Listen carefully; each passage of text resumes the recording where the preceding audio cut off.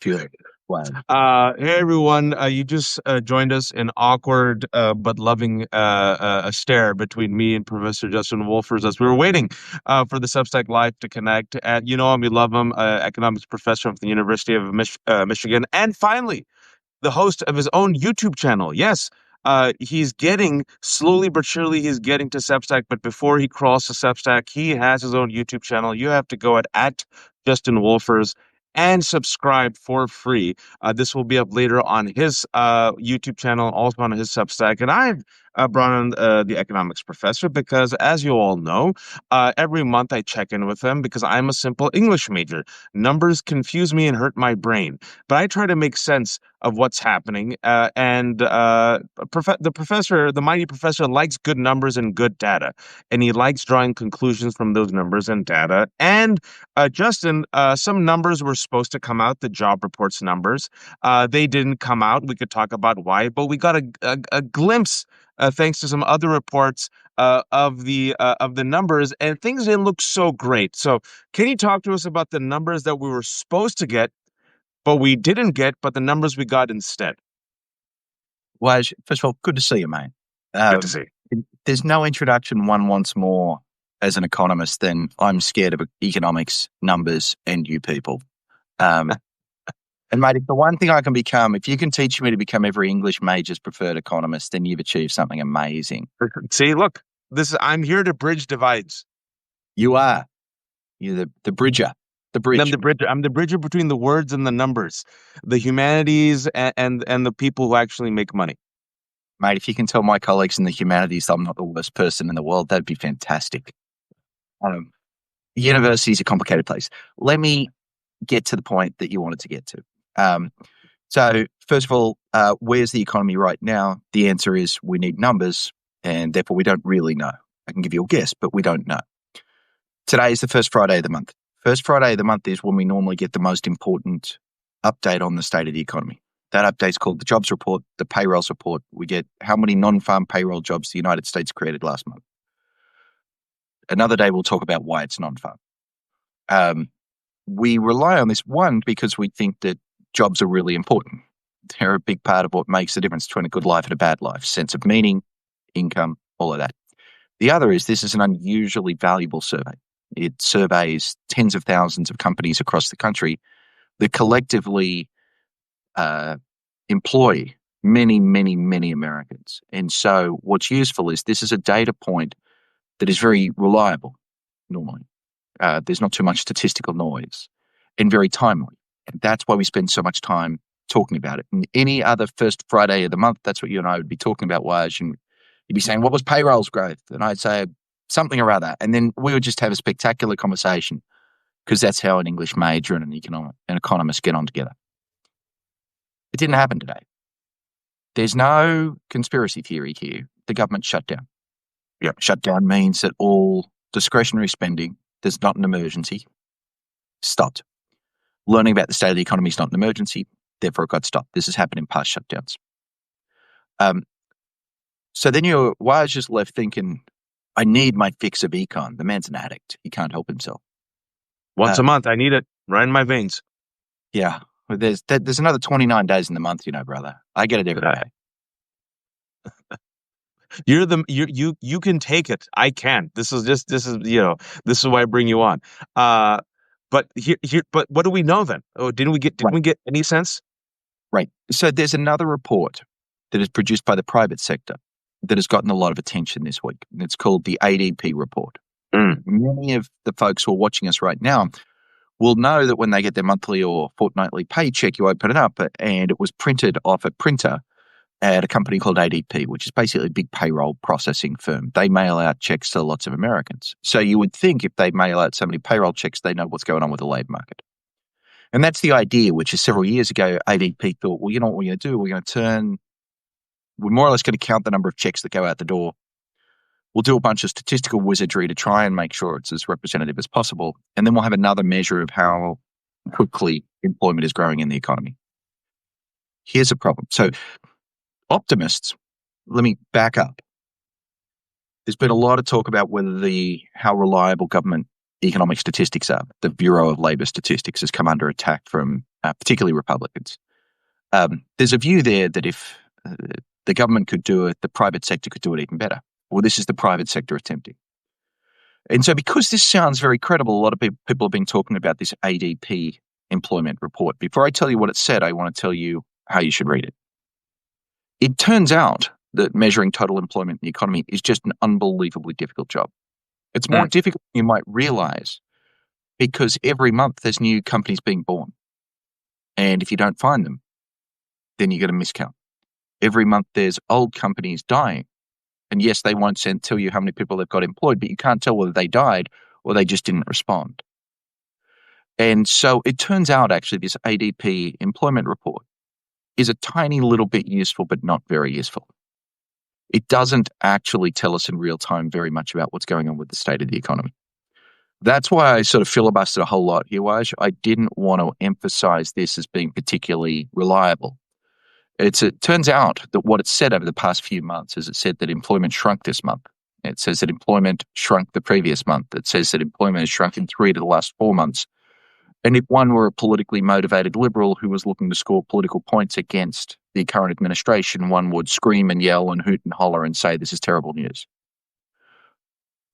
I'm a little more truth-focused.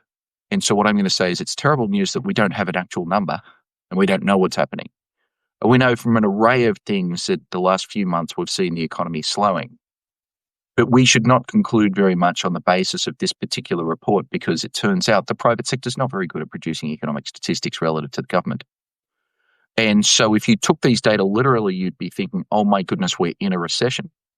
But if you realize that these numbers are less reliable, you would think, oh, if you get a really bad number, that could be noise or it could be signal. And so therefore you'd think to yourself, well, there's a chance that things are turning south, but probably things are still keep on keeping on at a moderate, but not terrific and not terrible level. And so that's where I think we are. It was a long answer to that one question. No, that was really good. And the reason for it, folks, is because the Bureau of Labor Statistics, which used to be very reliable and give us these reliable data and reliable numbers, has been, if you will, conquered by the Trump administration because the last time he got the job reports, he didn't like it. It wasn't trending in the right direction. The numbers weren't that good. And then he decided to fire Dr. McAntifer, who was the extremely accomplished head of the Bureau of Labor Statistics because, of course, he didn't like the numbers. So he's going to get rid of the actual accomplished director. And it was so bad that his previous head of the Bureau of Labor Statistics, who was Republican, came out and defended Dr. McAntifer. Regardless, he replaced her with Eric Antonini, completely unqualified, just happened to be a supporter of January 6th, and also, had Hitler's favorite Navy ship as his Zoom background, as one does. And in some like little nerd news that most people wouldn't follow, but I'm very confident Justin followed. He was quietly dismissed last week. So this is what happens when you don't have actual people that you can trust. This is what happens when partisanship takes over very, very important government agencies that the world relies upon to get a sense of stability. But we have some other factors at play, right? And so one of the factors, Professor Wolfers, is and some people, you tell me, it's this noise or signal. The price of meat, the price of food. Can we pause? I want to pause on this bit of last thing. Really important. Please. So you're right to say he had sort of, Hitler's favorite Navy ship where I have I've got my best dad mug instead. And so maybe that'll tell you something about differences and values around the world. You've got it looks like a beautiful sunset behind you there. Wow. Yeah, I painted it myself in a hotel room. I painted it myself. I sent to this hotel room. Yes. Lovely. And I feel like I've learned a lot about you from that. So this was a guy who was appointed to run the Bureau of Labor Statistics. To be crystal clear, he's never run a bureau. He doesn't know anything about labor, and the only thing he knows about statistics is how to misrepresent them. So literally, if you lined up all the worst, and not was a supporter of January 6th, was there. A full active participant. Thank you. Yeah, and it turns out his Twitter history has racist, sexist, homophobic, all the this guy's all red flag, nothing else. He's just a big red flag. The president wanted to nominate him. And my world, where we care about facts, was horrified because this guy's only qualification was loyalty. Um, the president just backed off, but I think there's a really important part of this story. It is not that the president learned his pick was unqualified and he backed off. And it's Mm, not that he learned he was a sexist, racist son of a bitch and he backed off. It's that Lisa Murkowski said that the Senate wasn't going to confirm him. mm. The president remained until yesterday comfortable appointing charlatans, cranks to our important institutions. Now, I know this is a story that is familiar to many of you. I know I don't want to get COVID too often, but RFK wants me to. And I know our Department of Defense may not be in the best hands, but this is, again, Excuse a me, story. sir. Department of War. Department of War. I don't even know what to say anymore, man. I, it's At crazy. least you can go back to Australia. I'm just a U.S. citizen, so that's all I gotta say. Yeah. Yeah. Well, maybe if you want to do a Substack live from the Gulag, I'll do it with you, brother. No, but I appreciate, when I've been mentioning the name EJ and Tonini, most people don't know. And I'm glad you were able to go back and forth with me on this because it's important news, right? Most people don't know what the BLS is, but it is important, folks, to have qualified, competent people in charge of these agencies because there are consequences. There are consequences to our economy. There are consequences to how the world responds to us. There are consequences to our allies. And this is a man, E.J. Antonini, who literally just a cursory review of his social media, just a cursory review of his life. Like this man, not only is not qualified, he's a complete freak, like a complete freak, hateful, extremist Now you're person. being mean. I mean, you can call him a hateful extremist, but a freak, I would not let my kids use words like that. All right, all right. He's weird. And Dr. McAntifer, so qualified, another person, the casualty who loses a job, much like Dr. Moneris, of the director of the CDC, who RFK fired because apparently, she has the Hippocratic Oath and doesn't want Justin to get the whooping cough or measles. But Let's here we are. we pause again on this. I think this is Yeah. really important. So many of our political debates turn out to be, do we want the left wing thing or the right wing thing? And you and I, for instance, care a lot about working class Americans. We care a lot about raising the well being of the middle class. We care about gender and racial inequities. Those are guiding principles, and other people's guiding principles might be freedom. It might be raising the size of the pie more than how it's sliced. Um, and those are reasonable political debates. And I don't disrespect anyone on the other side of that. They have views, they're not mine. Um, so much of what's happening right now is not about left and right and not about values. It's about competence. Mm. And I think that really fundamentally changes how we can talk about these issues. Because when I go to my family's Thanksgiving dinner, all of us have that cranky uncle whose views we don't agree with. And trying to convince him or her of your moral perspective rather than their moral perspective. And maybe they have life experience where theirs should be respected as well. That's one thing we end up shouting. But putting very serious, very important organizations like the Defense Department, the Bureau of Labor Statistics, Health and Human Services, in the hands of charlatans who don't just have unorthodox views, but are actually extraordinarily poor managers who can't read data, who are not listening and integrating the very best advice that we can get. That's something I think that all Americans should be able to agree on. Remember, in the first term, President Trump promised us he'd bring the best people. Now, I thought it was a silly argument because both sides usually try to hire the best people. But this time he appears not to care. And a lot of what's going on is simply about competence. And I think if we keep reshaping these conversations to being, is this a competent way forward? Should we change tariffs on Monday and then flip them over on Tuesday and then yell at the Chinese on Wednesday and then beg their forgiveness on Thursday? I mean, no, it's incompetent. It's crazy. It's silly. And so it's a technocratic thing. An ideologue would say, you're being boring, Wolfers. And my point is, yes, I'm boring. I'm a technocrat. I like things done well. If I'm going to pay the government billions of dollars, or might get thousands of dollars and collectively billions of dollars for them to collect data, I want them to publish it. I want them to be true. I want them to tell us the truth, and on it goes. No, I appreciate you making this point because just a couple hours ago, coincidentally, I was talking to someone and, just a layperson, and they were like, well, that's just Donald Trump. He's transactional, right? He flips one day, he flips the next day. And I'm like, that's not good. That is not good for the economy. That is not good for building trust. That is not good for our allies. That is not good for stability. For a person who's so capricious, so cavalier, who can get bought off, who's transactional, who's quid pro quo, who stands for nothing except his own carnal desires. And you're seeing it, folks, in real time. The need for stability, the need for professionalism, the need for actually educated, competent people who know what they're doing in positions that actually know how to run these organizations like, oh, I don't know, the Federal Reserve. Can you please explain to us why Donald Trump is obsessed with getting rid of Lisa Cook, who is the first Black person to ever sit on the Federal Reserve? And by the way, the Supreme Court, in a rare rebuke, very rare rebuke of this Trump administration, said, listen, you can't get rid of her. Okay, so Trump is obsessed by the Fed. You asked why, and I think Yeah. that's a question probably better posed to a psychiatrist than an economist. I suspect if I talk to a psychiatrist, they'd say something about control. There was an old joke that the Fed chair is the second most important job in the world.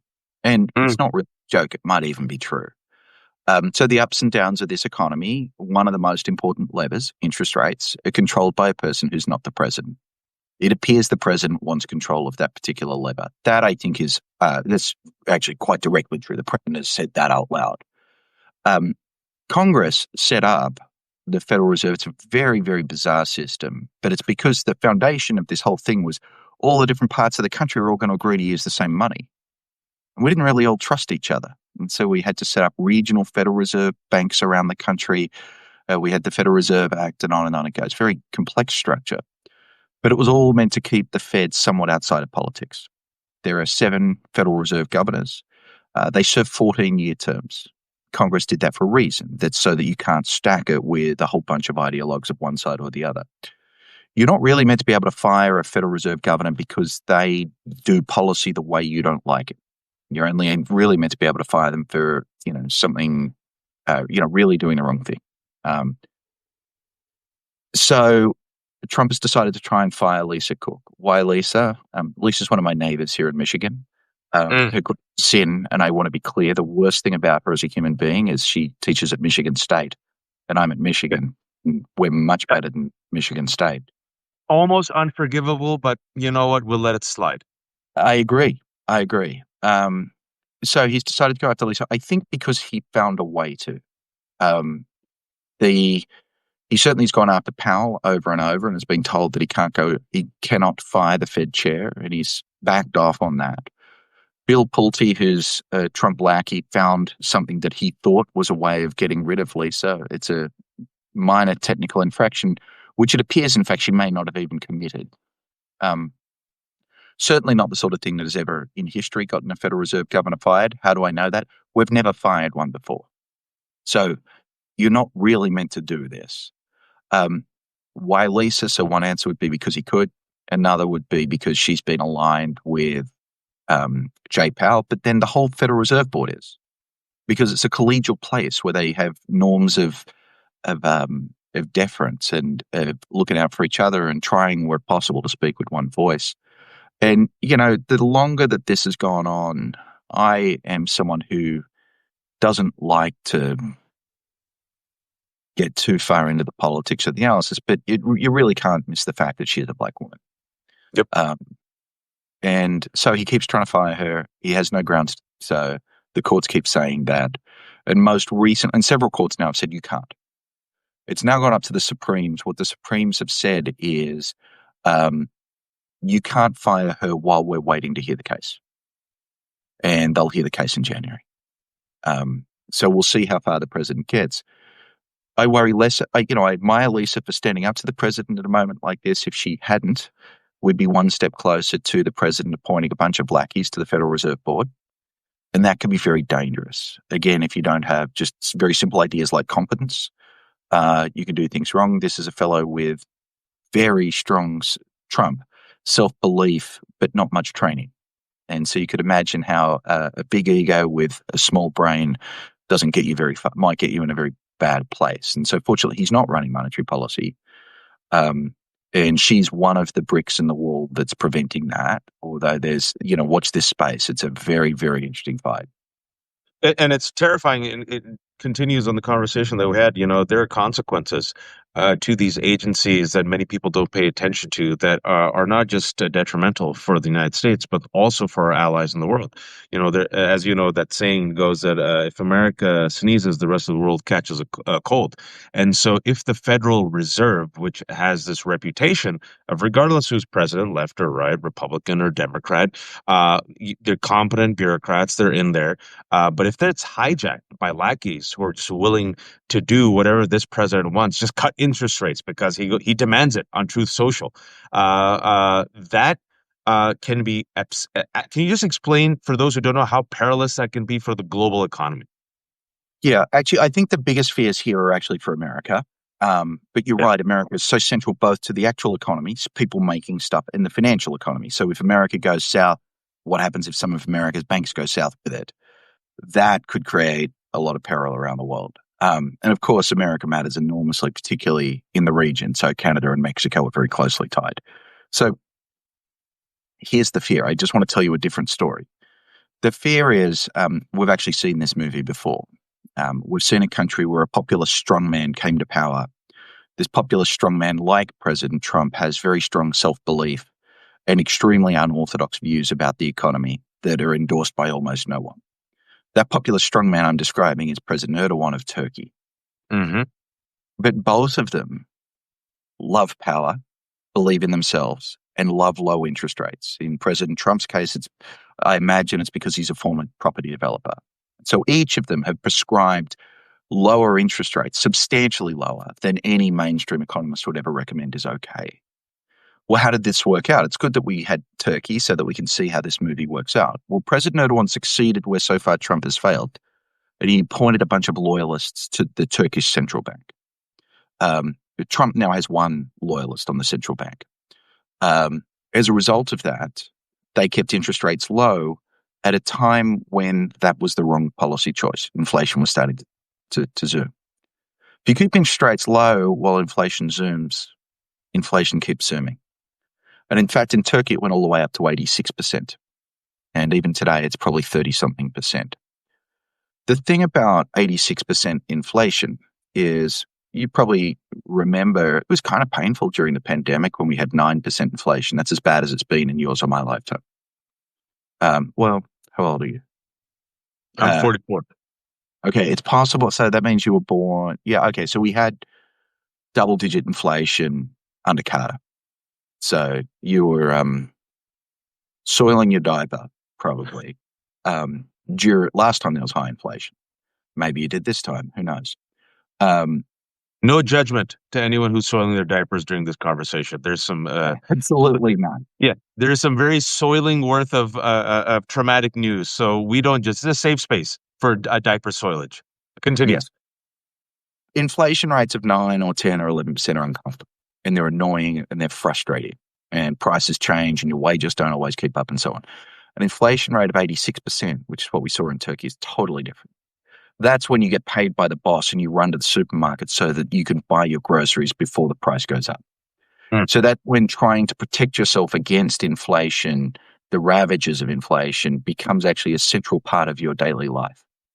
So the best thing that most of our audience, I hope most of our audience have spent most of their lives not thinking about inflation. That's the single best thing a central bank can ever deliver. Boring. So boring you don't have to think about it very much. We did have to think about it during COVID, but I bet you spent the last 30 years thinking inflation, that's for economists to think about. Whatever, who cares? Let's get on with life. That's what we want. But if you have to spend time every day figuring out how to move the money around, how to make sure it doesn't lose value while it's in your wallet, that's no way to run an economy. And so that's the real risk. We've seen this movie. We saw the movie in Turkey, and it can lead to some very, very bad places. And then you get the second order effect, which is if you're inflating at levels like that, what happens in financial markets? What happens to people's willingness to lend you money? On and on and on it goes. And another thing that gives me a bit of worry, but who knows? Let's look at the data. Let's look at the facts. It is in the summer, Donald Trump pronounced Liberation Day, and this trade war, he would crush and dominate our enemies, and they're taking advantage of us, and they're screwing us. apparently because he sees a deficit.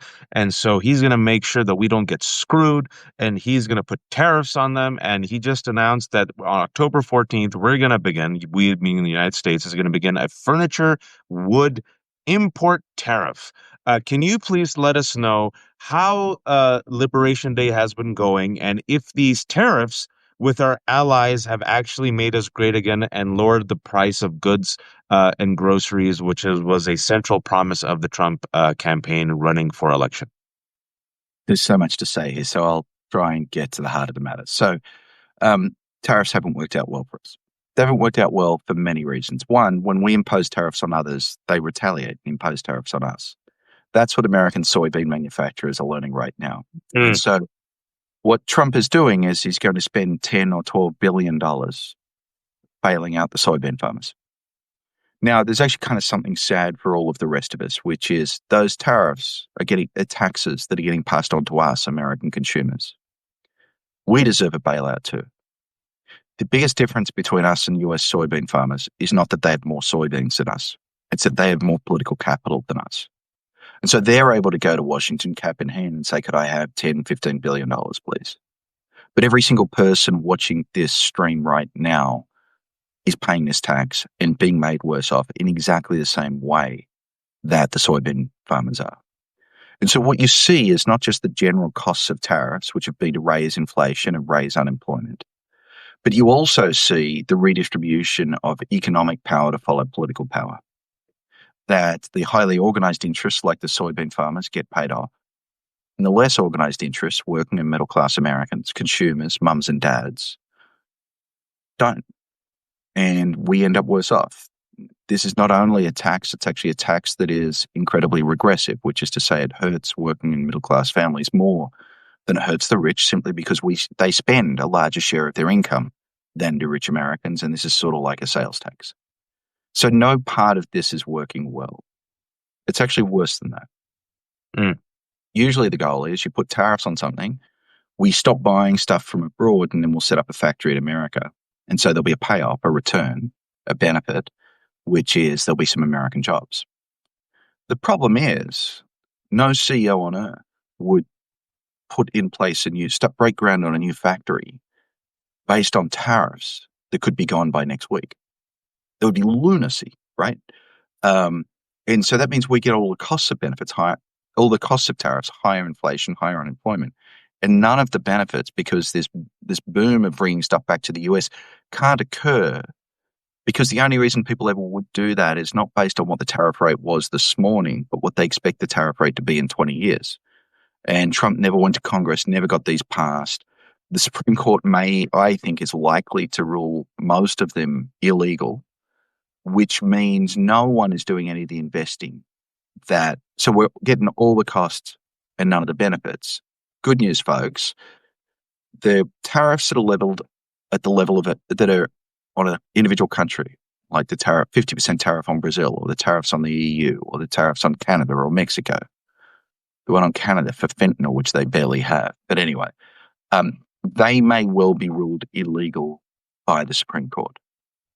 There's two ways tariffs work. You tariff a whole country, that's what Trump's been doing, or you can tariff specific goods. It's tariffing a whole country that looks like it's illegal. Tariffing a particular good is in fact legal, but you have to have a particular rationalization, a justification. In particular, one of the important justifications they're allowed to use is national security. And so, I kid you not, we have new tariffs on kitchen cabinets because this is the national security issue. Because you cannot fight a war without a domestic kitchen cabinet manufacturing industry. Where would you put the soup bowls? Where I think Pete Hegseth would probably put one on his head, but I don't know. He's the Secretary of War. Who am I? I'm just a simple English major. But this Liberation Day, has been a disaster, folks. And this is what happens when you have incompetent people who do not understand what they are doing, who don't know how to read data, who can't understand or comprehend, despite going to UPenn Wharton Business School and realizing that tariffs are taxes that are paid on by the consumers. But also, if you are spending money on a country and they're not buying U.S. goods, it doesn't mean that they're screwing you. It means, oh, maybe they just are making things that you need, and you are the richer country and they're the poorer country, and you don't need to punish them into submission with a trade war. And as a result of this trade war, for people who don't understand the soy farmer analogy, is China said, okay, if that's how you're going to play, we're just going to stop buying American soy. We'll go to Argentina. And it seems that soy farmers are kind of a big deal. And so they are literally, folks, literally, I've been mentioning this for the past 2 weeks because I've been trying to keep focused on soy farmers. A lot of them are white Trump voters. Some of them are straight up killing themselves. They were just desperate, folks. I'm talking about suicide, depression, literally just praying to God. And because they're part of Donald Trump's base, he's going to bail them out. He's also bailing out Argentina, America first. Let's see how that goes out, folks. But now we're seeing, our allies.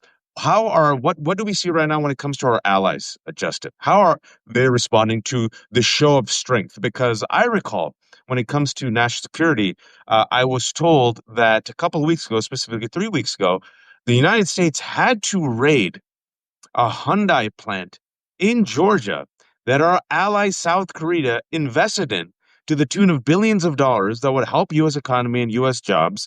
And our government and ICE came in and just decided to detain these South Korean workers.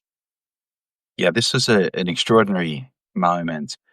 And back to competence, extraordinarily incompetent. So these folks, Hyundai came and did what Trump has been asking, which is came to build a battery plant in the United States. Hyundai knows how to build battery plants in Korea, but they needed one. But they were persuaded to build one in the US. Fair enough, good idea. Well, you could build a big building and put a bunch of Americans inside it next to Korean machines, but that doesn't mean they know how to operate them. And so when you do this, the word here is technology transfer. You bring in a bunch of your Korean people because Hyundai has know-how. It's not just bricks and battery components. It's know-how. That's what's essential. That's what the US didn't have.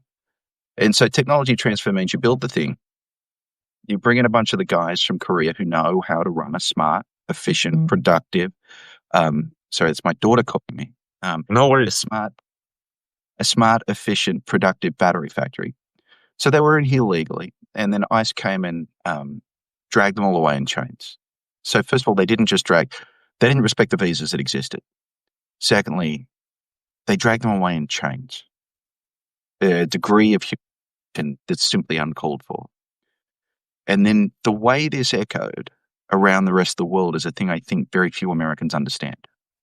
In the South Korean press, this was seen as an act of outright, not just aggression, but racism, that Asians were not welcome here.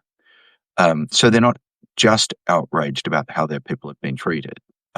They're upset about the inherent racism of America.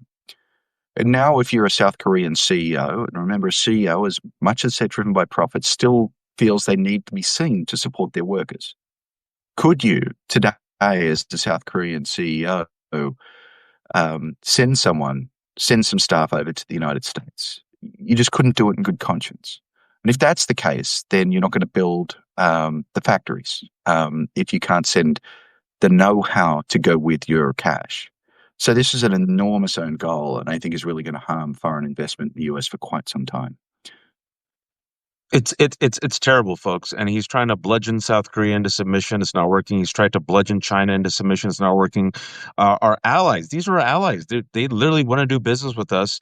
And when you have incompetent, I would say, I don't know, extreme and racist people who have their own warped way of trying to make America great again by beating up their friends and allies, the end result isn't making America great again right now, folks. 8 months in, it seems to make America more isolated, more poor, more frantic, more panicked, and more loathed. I will let you get back to your daughter, but I have to ask you this question. Save the best for last. Government shutdown. Donald Trump is celebrating it. He went on Truth Social and said, "This is great. Me and my buddy Russell Vought of Project 2025 that I spent the last year saying I didn't know about, but now let me embrace it in all caps. We get to fire people. Yay." And potentially, folks, up to 750,000 federal workers, who might, instead of being temporarily furloughed, if Russell Vought and some other folks who are the architects of Project 2025 get their way, they could lose their jobs. The cost of this government shutdown, can you explain it for us lay people? Yeah, it's actually worth lingering on this for a bit. So my daughter will wait because I think this Wonderful. is. Um, so, first of all, what's the right emotional pose for a moment like this? And I'm going to tell you, for me, it's disappointment, not anger. I'm disappointed with our leaders in Washington that they couldn't do the only thing they're meant to do, which is keep the lights on. If I was speaking to a left-wing audience, I meant to say I'm disappointed in Republicans who screwed everything up. And if I'm speaking to a right-wing audience, I meant to say that I'm disappointed in my Democratic friends who refused to sign a clean CR. All I know is the two parties have one job, and this is the only thing that requires their cooperation, and they fail. It's hard to say more than that. Now, what are the economic costs here? I want to point out two things. One, from a macroeconomic perspective, very small. That might surprise you, but the federal government's a small part of total government. So total government is only a chunk of the economy. The federal government's only a chunk of that. And then most government funding is mandatory, which is unaffected by the shutdown. So it's only the discretionary part of the federal government. And all essential workers are still at work. So it's only the non-essential parts of the discretionary part, of the federal part, of the state part, of the government part of the whole pie. So it actually turns out the macroeconomic consequences of this, the ups and downs of the business cycle, are actually really quite small. So that would say, hey, relax. Now, I then want to flip sides. That's what a macroeconomist would say. A microeconomist would say, Wes, you and I have paid for these people, the public servants. We paid for the data to be collected for the payrolls report, and it's just sitting on someone's desk right now. What we're going to have is a bunch of workers, hundreds of thousands of workers not going into work. And at the end of all this, hopefully we're going to do the right thing and pay them anyway, which means for us, the taxpayers, we're spending money and we're getting nothing back. It's literally just tremendous waste. So one way of thinking about this is there's a big bonfire in Washington, D.C., in which people from both sides of politics are just throwing dollar bills into the bonfire. The dollar bills come from our tax dollars. And they're going to keep doing that until someone says, I think this is a bad idea to just burn resources and money. Again, it's not enough to turn the economy into a recession, but every time I hear someone waste even $1 billion, billion's a lot, my heart bleeds. I think it's irresponsible. I think it's outrageous. I'm annoyed. I'm frustrated. I'm pissed off. And that's how I feel. One more thing. You talked about how Russell Vought is now saying, well, we're going to fire these people. We're going to do this. We're going to get back at the Democrats 100,000 different ways. An important thing for people to understand is the fact that we're in a government shutdown adds almost nothing to what the president can or can't do. So if he wants to fire several 100,000 public servants, he could have done it last week and he could do it next week. It's actually got nothing to do with the government shutdown. He's sort of pretending he's like the 7-year-old who says, I'm so pissed off that I'm just going to, kick sand in everyone's faces, right? He can do it. If he wants to do it, he will do it. It has nothing to do with a shutdown. He doesn't have any greater hand here than Chuck Schumer does.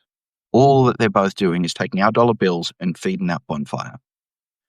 The one sense in which Trump holds the cards is, I don't think he actually cares that much about other human beings. And so the fact that he's burning our money might well line up with his ideological desires, whereas Schumer might actually feel bad about burning money, although Schumer's under a lot of pressure from Democrats to do something, and burning our money is one form of something. But, I think step back from this. First of all, people should realize we've done this many, many times before. There's no particular reason I think it's going to be worse this time. But I also think the idea that the only thing we tell these guys to do, which is fund the government, and they can't do it, and they repeatedly haven't been able to do it over 30 years, means there's something profoundly broken about American political institutions. And you'll notice I didn't put that in the left-right frame because it's happened under either side. There's something wrong where folks in Washington think the best way to solve problems is to throw more dollar bills onto this big bonfire. And we suffer. And the last time there was a long shutdown, lasted over a month, was 2019. Who was president? Donald Trump. I don't think he cares. And to your point, they've already been dismantling government agencies. They have already been getting rid of people such as, oh, I don't know, the workers in Veterans Affairs, the educators working in the Department of Education, USAID, which was a life-saving service, folks, for the marginalized children around the world. One statistic I saw a couple of months ago that said as a result of defunding USAID, up to 300,000 people could have died. They don't care. You get tax cuts for the rich, though. You get $3 trillion added to the debt. And thanks to crypto and pro crypto legislation, Donald Trump and his just brilliant sons are now worth $5 billion, as the rest of us are paying a lot more for meat, groceries, and the soup bowls. Professor Wolfers, you have educated me, made me feel a little bit less afraid of numbers. I thank you. How can people support you and your new YouTube channel? You're a good man, Waj. So, in case people haven't seen before, Waj keeps trying to convince me I need to be more forward with my views. So, I have actually fired up a YouTube channel, Justin Wolfers, and I have a Substack, which, if enough people join, eventually I'll have to start using it. So, that's also Justin Wolfers. And I'm not going to let you go until we do one more thing, which is too often we talk about what's wrong in the world and what's not working well. And Waj, one of my great joys in my life is I'm part of an improv group. I learn improv, and we end improv by saying we actually sing it. Hey, Waj, tell me something good. So I want you to tell me something good about your life that you can share to lift everyone's spirits a little. Improv group. So I will tell you this, that in high school, I was a proud member of his high school improv comedy troupe, Sanguine Humors. And then also at UC Berkeley, we started the first sketch comedy troupe, Guad Squad, in which we wrote, directed, acted, and produced a show every week. And this is what I ended up doing with my life. But I'm glad you're doing improv. Yes, and. So, yes, everything might be terrible right now and seems terrible. And there are also a lot of people of goodwill who still have hope, who still love their children like you and I do, who still drive the Honda Odyssey minivan. And I'm right here in Ohio because I am helping a very prestigious, respected organization called TCF, award-winning organization that actually raises funds for schools. It literally builds schools and funds educators in Pakistan. And for those who know Pakistan, despite what's happening in America, folks, if you've traveled around the world, there is poverty and then there is poverty. Despite all the bad things that are happening in America, we're still much luckier than so many people. And I don't want to discount anyone's pain and suffering right now. But this is literally the lifeline for certain kids who are so sharp and smart, they'll never get an opportunity. And they go not just build schools, fund the schools, pay the teachers. And literally each time I do one of these fundraisers for them, they have a kid who, University of Michigan says, man, I was born in the slums of Karachi, Pakistan, and then I got to go to school at TCF, and look at me, I'm here in America right now and attending University of Michigan. So that's what I'm doing today, which I think is some good news and show some hope for the future. How about you, sir? Mine's a lot simpler. I have a kitten. We just got a kitten called Chirp, Earth kid? and she's little and beautiful, and my kids and I love playing with her, and it's wonderful. But I love the joy and the hope you just shared, Waj, and I just want to thank you for it. Guess what? I brought home a kitten also 2 days ago from the shelter. Our No way! Yeah, our third kitten. I have three kids, and then I hated pets growing up. I was anti-pet, and then the kids ganged up on me. The neighborhood kids ganged up on me, and a year ago we brought Lulu from next door.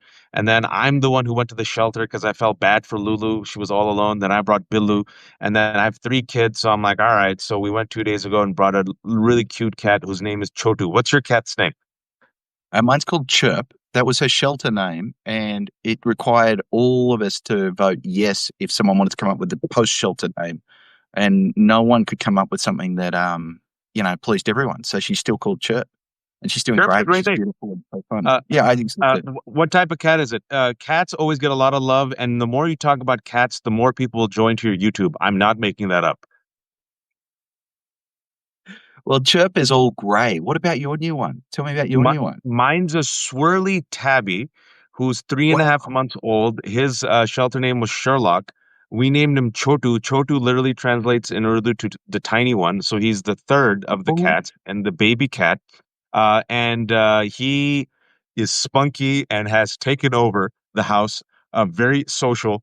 And the other two cats are like, who's this mother effer in this house? Get rid of him. But I think they'll come around. I think they'll come around. And so this is your first one. You're probably gonna get a second one. Chirp can't be alone.